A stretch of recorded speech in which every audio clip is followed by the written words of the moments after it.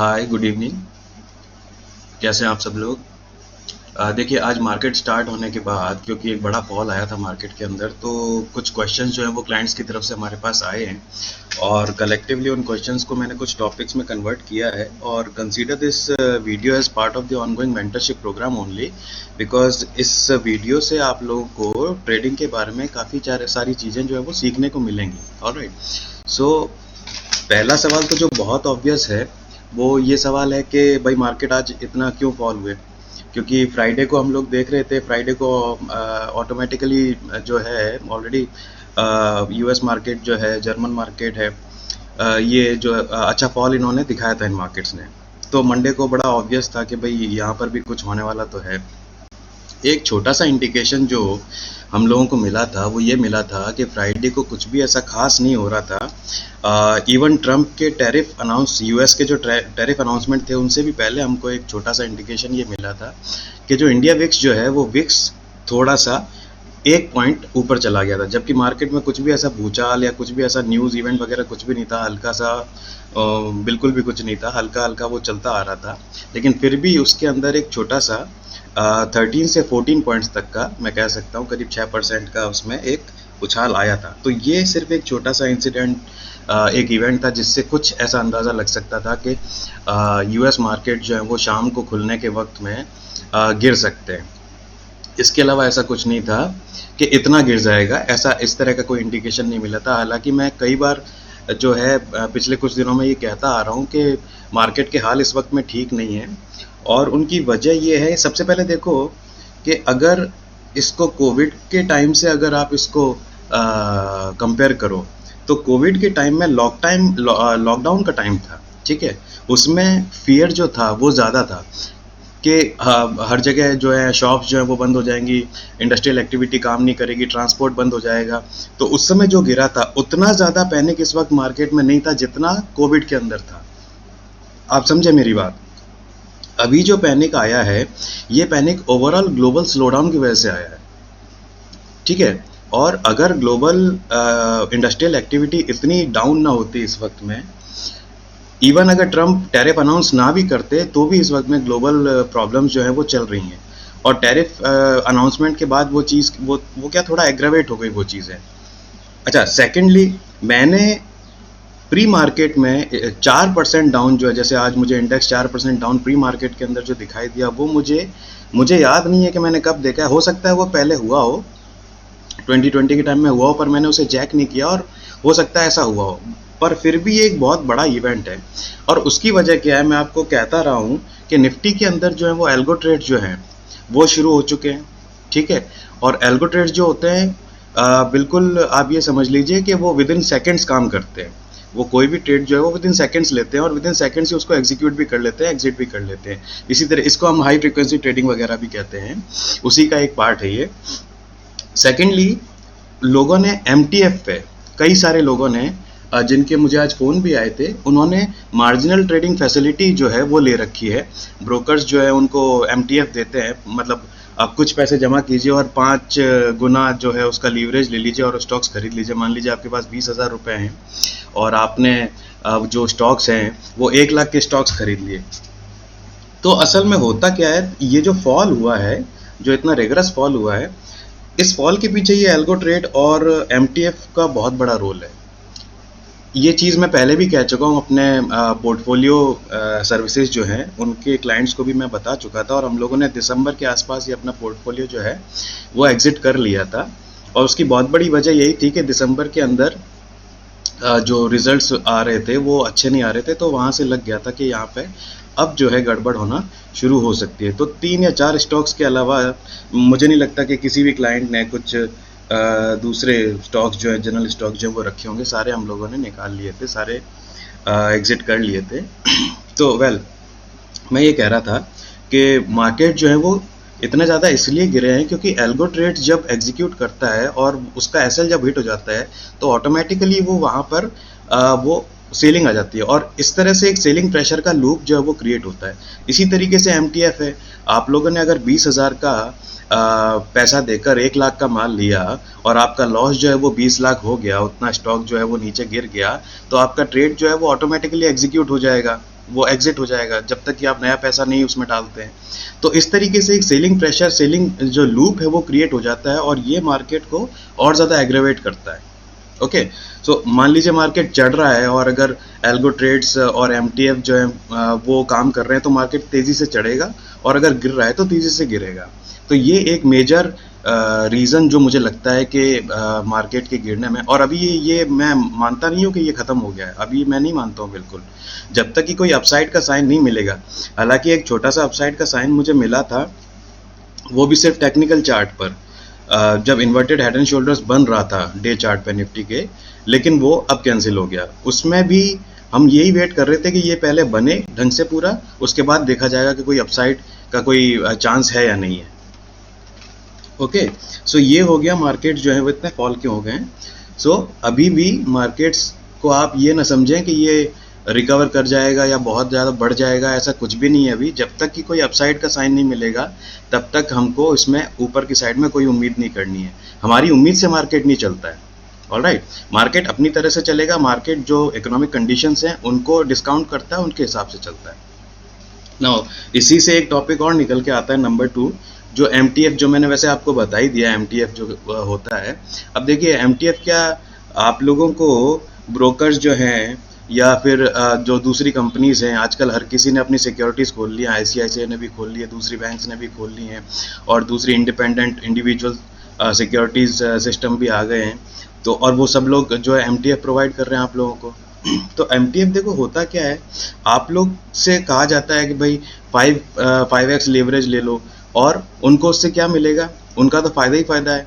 पहले तो वो ब्रोकरेज लेंगे आपसे, और उसके बाद में क्या होगा, वो 13 से 14% जो है, जो आपको लेवरेज दिया है, उस लेवरेज के ऊपर क्या आपका इंटरेस्ट लगेगा। अभी आप लोगों का कितना एक्सपोजर हो गया है ये आप मुझे बताइए। आप लोग को 20,000 का माल देके आपने 1 लाख का माल लिया है, 1 लाख का स्टॉक खरीद लिया है, आप लोगों को अभी कितना ज़्यादा उसमें एक्सपोजर हो गया है। तो ये कहीं से भी रिस्क मैनेजमेंट नहीं है। मैं तो कहता हूँ ज़्यादा से ज़्यादा डेढ़ गुना या 2 गुना, मैक्सिमम 100% आप लेवरेज ले लो, अगर उसमें आप काम करना भी चाहते हो तो। इससे ज़्यादा नहीं ले सकते। अब यानी मेरा ये कहने का मतलब है, कोई भी अच्छा ट्रेडर होगा सबसे पहले तो वो लेवरेज लेगा ही नहीं। ठीक है, लेवरेज लेने का मतलब है कि आप अपनी रिस्क कैपेसिटी से ऊपर जा रहे हो। आप मार्केट में पैसा कमाने आए हो या पैसा लॉस करने आए हो। आप लेवरेज लोगे या आप इस तरह का कोई भी काम करोगे तो इससे फ़ायदा किसे होगा? इससे फ़ायदा सिर्फ और सिर्फ ब्रोकर्स को होगा, या उन बड़े इंस्टीट्यूशंस को होगा, एमएफ्स को, म्यूचुअल फंड्स को होगा। ठीक है, इनके अलावा आपका तो कोई फ़ायदा नहीं होगा। ठीक है, तो जितना ज़्यादा आप लालच करोगे उतना ही ज़्यादा आप इस लूप में फंस जाओगे।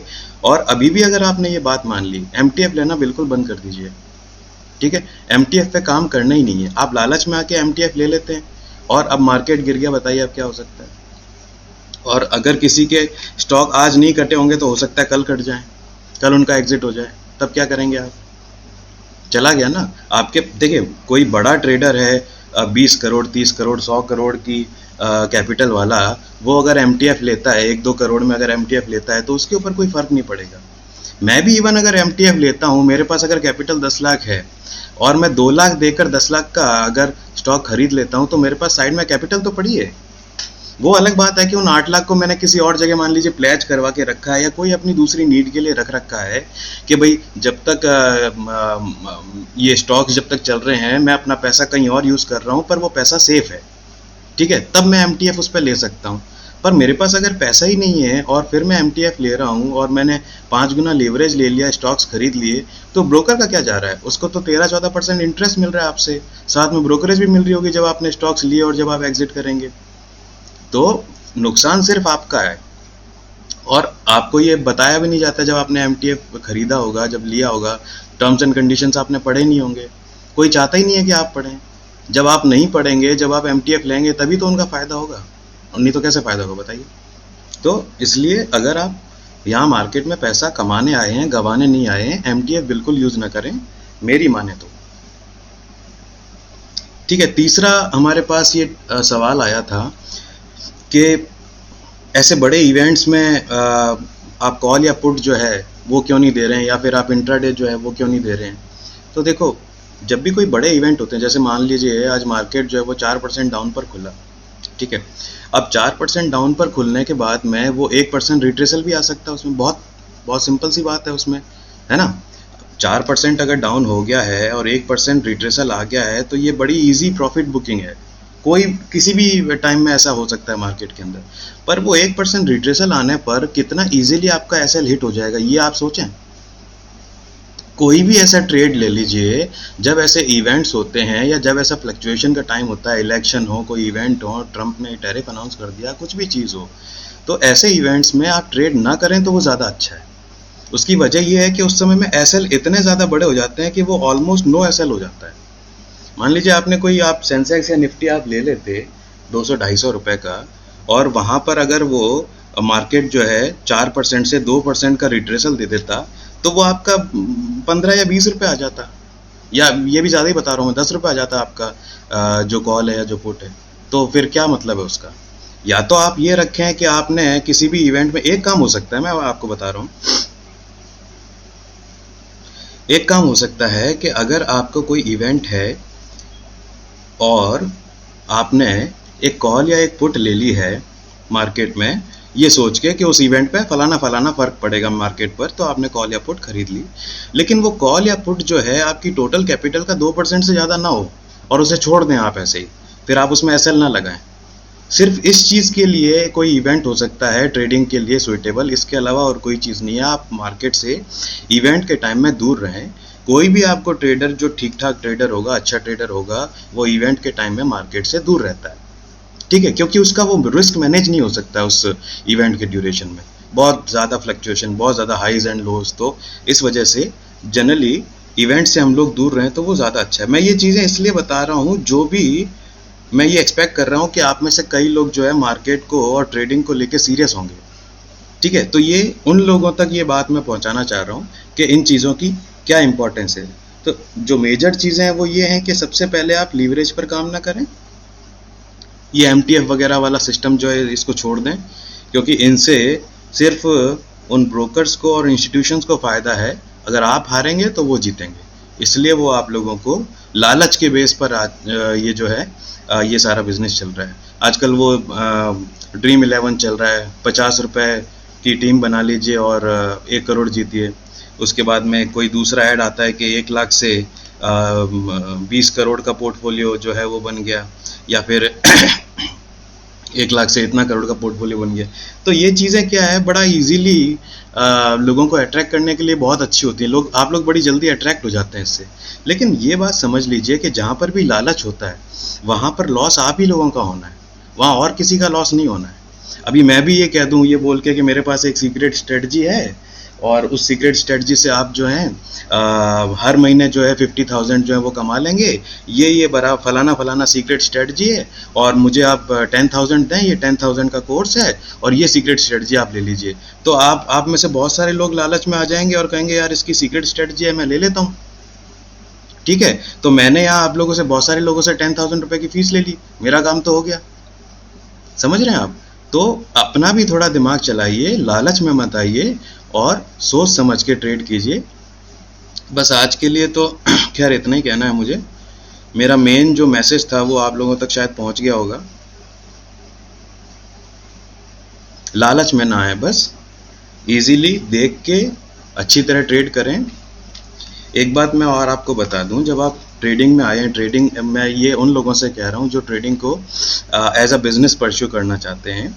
जब आप ट्रेडिंग में आए हैं, जब भी आप मान लीजिए आपने इंजीनियरिंग की होगी, तो उसमें आपने कुछ फीस दी होगी, 2 लाख 3 लाख 2.5 लाख रुपए, जो भी फीस आपने दी हो, 5 लाख रुपए फीस दी है, उसको 5 साल इंजीनियरिंग को समझा, उसके बाद आप उसमें जॉब लेने गए होंगे।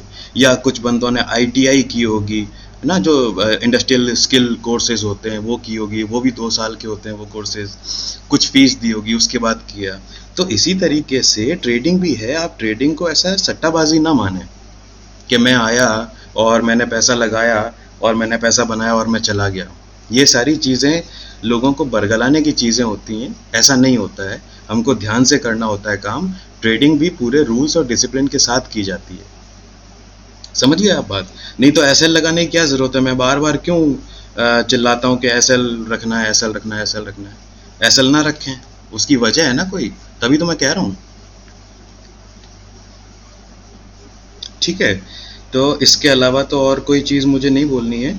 कोई और चीज़ मुझे कभी याद आएगी तो will further make a video on it.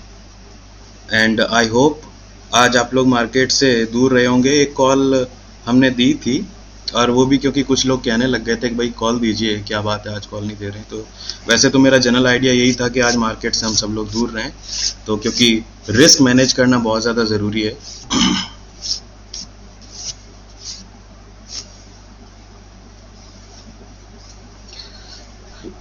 Okay, and thank you very much.